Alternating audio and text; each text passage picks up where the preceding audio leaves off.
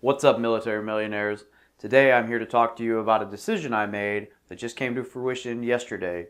It's a very difficult decision, and I swore that I would never, ever do this.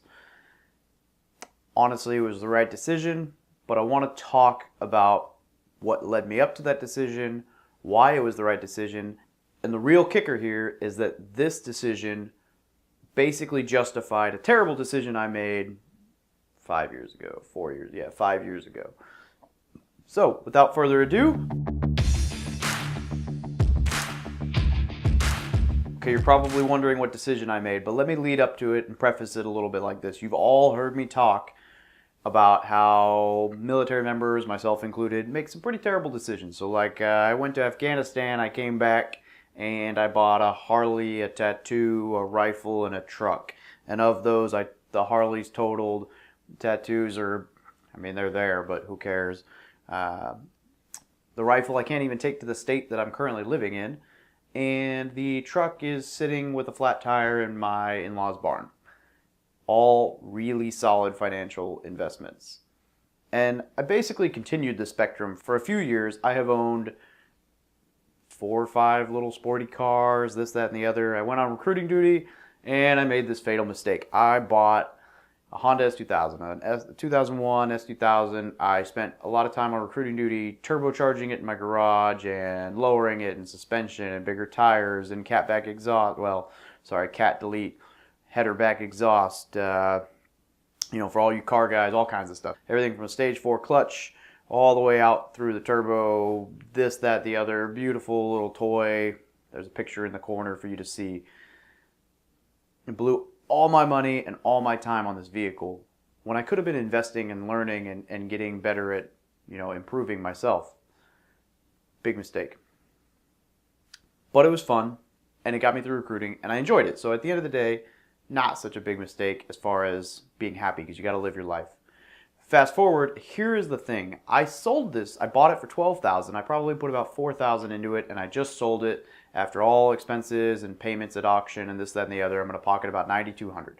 So I will have lost like $5,000 or $6,000, maybe $7,000 overall over the course of the last 5 years on this vehicle. I would say that's a good investment. Here's why.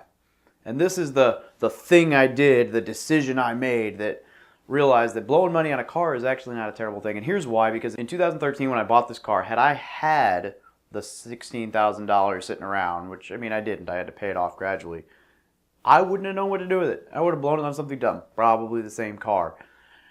Fast forward now, 2018, it might only be $9,200. I might have lost money on this vehicle, but I now know what to do with it. I know that I can either add $800 to it, go open myself a Vanguard VTSAX index fund and leave it for retirement and have it grow to a ton of money. Look at the number. That's in 40 years. Or I know that I could take it, pay off my credit card, and still have about $3,000 left to put into the business account for a reserve fund and my next purchase. Or I could put all of it into that business account and continue just paying off the credit card on my own. Note, the credit card debt is all good debt. It's all business stuff. It's not me buying dumb crap. But I know now that even though I lost money on this deal, I know what to do with it now. And for that reason alone, it probably was a good investment because I had to pay it off over 5 years. I had to put all my money into it. I had to do this, that, and the other.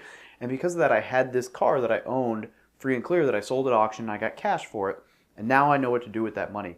Whereas even if I had saved that money over the last little bit, I guarantee I would have spent it on dumb stuff. So the point here is that you got to look at the positive. I got to enjoy life with that car for 2 or 3 years, and I made the decision to sell it. As much as I love that car, I always swore I would never sell it because I didn't want to be that cool dad who had this awesome car and then sold it, and now he's got a beater and his kid drives around in a POS.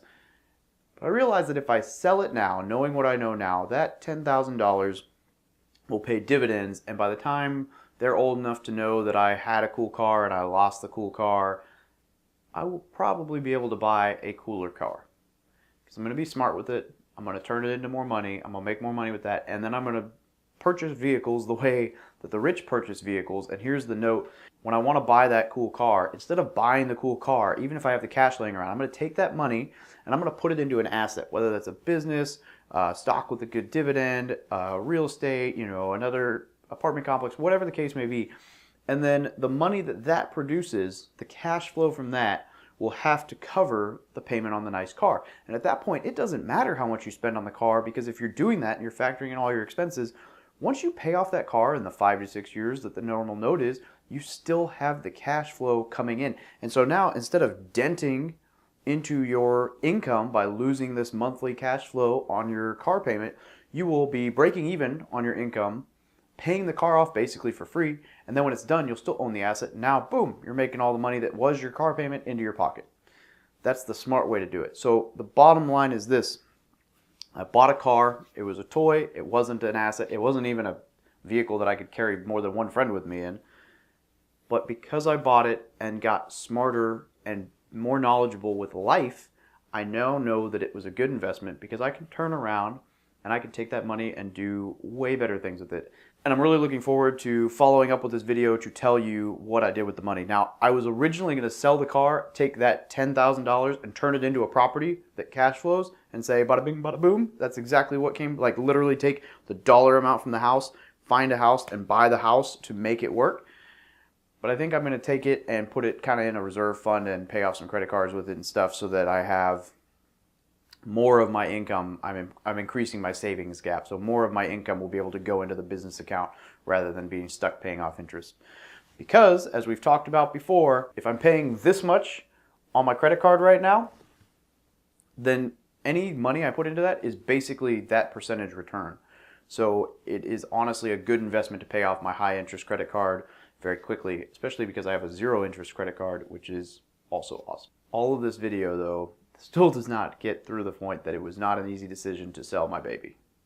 So just know that financial independence and financial decisions are not always the easiest, but it did feel good when I finally got the call that it sold. I knew that I'd made the right decision. That's all I got, guys. Don't be afraid to share the goods, the bads. We all make mistakes. Turn them into a positive. So this is my way of taking a mistake, turning it into a positive by looking at, yes, I lost money, but I know what to do with it now, so it'll go a lot farther than it would have if I had that money back then. So thanks, guys. Until next time. Woo!